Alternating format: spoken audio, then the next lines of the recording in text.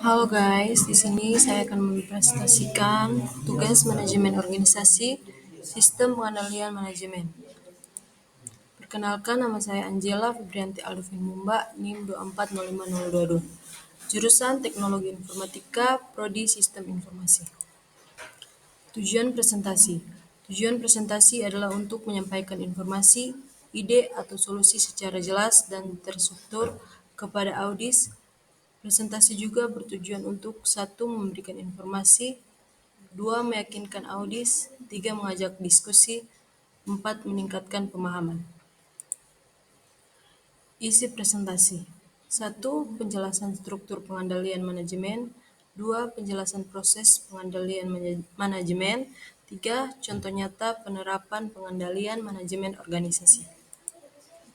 Materi pertama, penjelasan struktur pengendalian manajemen.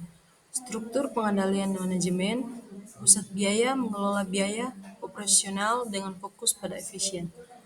2. Pendapatan bertanggung jawab menghasilkan pendapatan tanpa pengembalian.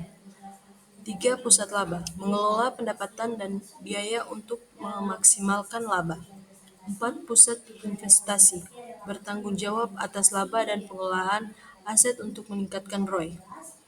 Struktur ini memastikan pengendalian yang efektif sesuai dengan tanggung jawab dan tujuan masing-masing. Materi kedua, penjelasan proses pengendalian manajemen.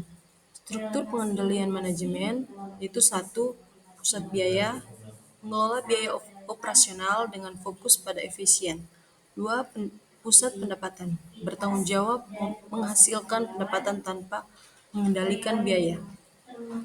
3. Pusat laba, mengelola pendapatan dan biaya untuk memaksimalkan laba. 4. Pusat investasi, bertanggung jawab atas laba dan pengelolaan aset untuk meningkatkan ROI. Materi kedua. Materi ketiga, contoh nyata penerapan pengendalian manajemen organisasi. Contoh penerapan ROI di organisasi, sebuah perusahaan mengidentifikasi 1M untuk membuka toko baru. Setelah 1 tahun, toko tersebut menghasilkan laba bersih 200 juta. Perhitungan ROI yaitu sebagai berikut. Kesimpulan, ROI sebesar 20%, menunjukkan investasi menguntungkan. Perusahaan dapat mempertimbangkan ekspansi ke lokasi serupa atau memperbaiki strategi untuk meningkatkan ROI di masa depan. Kesimpulan, struktur pengendalian manajemen mencakup pusat biaya, pusat pendapatan, pusat laba, dan pusat investasi yang masing-masing memiliki tanggung jawab terhadap biaya, pendapatan, laba, dan pengelolaan investasi dalam organisasi. Proses pengendalian manajemen melibatkan perencanaan, pengukuran kinerja, dan penyesuaian strategi untuk mencapai tujuan organisasi. Contoh nyata penerapan pengendalian manajemen seperti perhitungan ROI pada investasi bisnis, membantu organisasi mengevaluasi efektivitas pengeluaran dan memandu keputusan strategis seperti ekspansi atau meningkatkan efisiensi secara keseluruhan. Pengendalian manajemen memastikan bahwa sumber daya digunakan secara efektif dan tujuan organisasi tercapai dengan optimal. Rekomendasi untuk membangun komunikasi yang efektif dan sistem pengendalian yang efisien di organisasi. 1. Komunikasi yang efektif, yaitu gunakan saluran yang tepat, pilih media komunikasi sesuai kebutuhan seperti rapat untuk diskusi mendalam dan email untuk informasi formal dengan secara aktif. Pastikan setiap pihak merasa didengar dan responsif terhadap umpan balik.